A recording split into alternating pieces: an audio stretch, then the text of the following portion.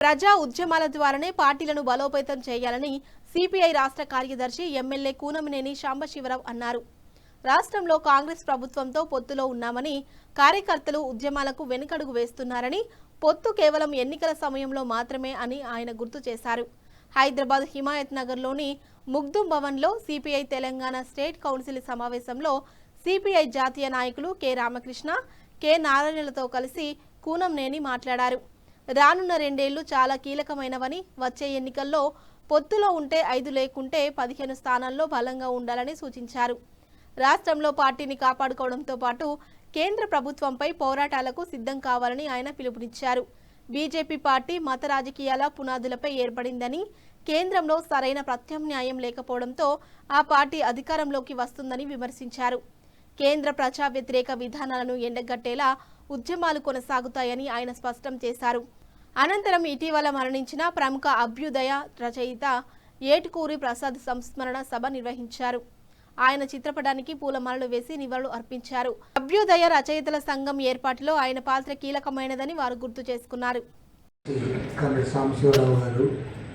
Media మిత్రులు, కాంగ్రెస్ అందరికీ నమస్కారాలు. ఏటుకూరి ప్రసాద్ గారిని మనం చాలామంది చూసిన, మరి సుదీర్ఘకాలము ఆయన కవిగా, అభ్యుదయ రచయితగా, అన్నిటికంటే ముఖ్యంగా మన పబ్లిషింగ్ హౌస్ సంపాదకుడిగా సుదీర్ఘకాలం వారు పనిచేశారు. మరి ఆయనలో గొప్పతనం ఏమంటే, ఆయన నిజంగా చెప్పాలంటే మన ఉమ్మడి ఆంధ్రప్రదేశ్ రాష్ట్రంలో అరసం నిర్మాణంలో కీలక పాత్ర పోషించారు.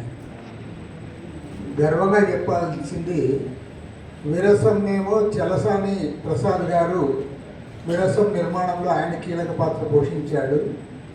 అరసం నిర్మాణంలో ఏటుకూరి ప్రసాద్ గారు తర్వాత కాలంలో చాలా కీలక పాత్ర పోషించి దాన్ని ముందుకు తీసుకుపోయారు.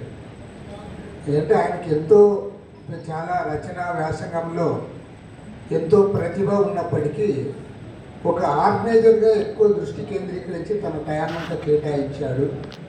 కాబట్టి ఆయనకి నిజంగా నేను అనుకుంటాను, ఆయనకి ఇంకా రావాల్సినంత పేరు రాలేదేమనిపిస్తుంది. ఆయన సొంత పేరు, ప్రతిష్ట దానికోసం పాకులాడకుండా సంఘ నిర్మాణం కోసం ఎక్కువ ఆయన కాలాన్ని వెచ్చించాడు. అదేవిధంగా మన పుస్తకాలు ఏవి ప్రచురించాలి, మన ప్రచురణాలయం తరఫుననే దాంట్లో ఆయన మరి అనేక పుస్తకాలు చదివి ఎంతోమంది యువ రచయితలను కూడా ఎంకరేజ్ చేస్తూ వచ్చారు.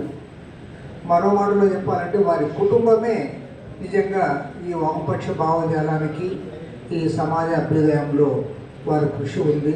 ఏటుకూరి బలరామూర్తి గారు ఇంతకుముందు మన సాంబశివరావు గారు చెప్పారు. మరి బలరామూర్తి గారి గురించి ఇప్పటి తరానికి తెలిసి ఉండకపోవచ్చు. ఆయన మరి మాట్లాడకపోతే ఎవరు మాట్లాడతారని చెప్పి ముఖ్యమంత్రి గారే 2-3 సార్లు చెప్పారు. అందుకని మనకు మొహమాటాలు అవసరం లేదు. ఏది ఉన్నా సరే, ఏ సమస్య ఉన్నా సరే పెద్ద ఎత్తున దానిపైన ఆందోళన పూనుకోవాల్సినటువంటి అవసరం ఉంది. రానున్న ఈ 2 ఏళ్ల కాలం ఉద్యమాల కాలంగా మలుచుకుందాం. ఎటువంటి భేషజాలు లేకుండా, శశభిషం లేకుండా మనం మరింతగా ముందుకు వెళదాం. తద్వారా ఫైనల్గా మన లక్ష్యం ఏమిటనేది కూడా మనం ఆ లక్ష్యాన్ని కూడా నిర్దేశించుకోవాలి. ఆ లక్ష్యం ప్రకారంగా ఖచ్చితంగా ఒక స్థానం, అసెంబ్లీ స్థానం అనేది భవిష్యత్తులో అంగీకరిస్తే మన పార్టీకి ఇక భవిష్యత్తు ఉండదు. నాకు తెలిసి ఒక స్థానం అనే సమస్య లేదు. ఎట్టి పరిస్థితుల్లోనూ కనీసం ఒక 5 స్థానాలు తగ్గకుండా మన వ్యవస్థ పొత్తుంటే 5 స్థానాలు తగ్గకుండా ఉండే విధంగా మనం ఇప్పుడు నుంచే ఏర్పాట్లు చేసుకోవాలి. అదేవిధంగా ఇంకా పొత్తు మొదలపోతే 10-15 స్థానాల్లో సరే మనం పోటీ చేయగలిగే శక్తిని సంపాదించుకోవాల్సినటువంటి అవసరం ఉంది. అటువంటి అవకాశం అన్ని చోట్ల పార్టీ ఉన్నది ఇప్పుడు తెలంగాణలో మనకే ఉంది. లెఫ్ట్ పార్టీస్ వాళ్ళు కూడా మనల్ని మనల్ని గౌరవిస్తున్నారు. అలాగే మొన్న దేవజీ లాంటి వాళ్ళు, అదే రాజారెడ్డి గారు, సరెండర్డ్ మావోయిస్ట్ సోదరులు కూడా మన ఆఫీస్కి వచ్చారు. అలాగే ప్రొఫెసర్ నాగేశ్వరికి సంబంధించి ఆయన పైన జరుగుతున్న వేధింపుల పైన కూడా మనం ఒక కార్యక్రమం పెడుతున్నాం. 4వ తారీఖున పెడతా ఉన్నాం. అదేవిధంగా సభకు సంబంధించి కూడా రేపు జూన్ 15వ తారీఖున దానిపైన కూడా ఒక కార్యక్రమం పెడుతున్నాం. అందుకని ఎక్కడ సమస్య ఉంటే వాటన్నింటిలో మనం ఉండాల్సిందే, ఎక్కడ ప్రజల ఇబ్బందులు ఉంటే వాటిలో మనం ఉండాల్సిందే.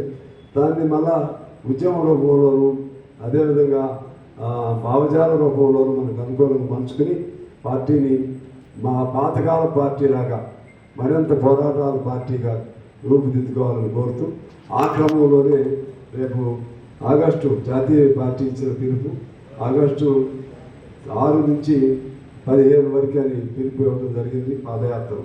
సరే మనమేమో ఆగస్టు 6 నుంచి 9 వరకు పెట్టుకున్నాం, ఎందుకంటే మన 15 జెండా ఆవిష్కరణలు ఉంటాయి కాబట్టి.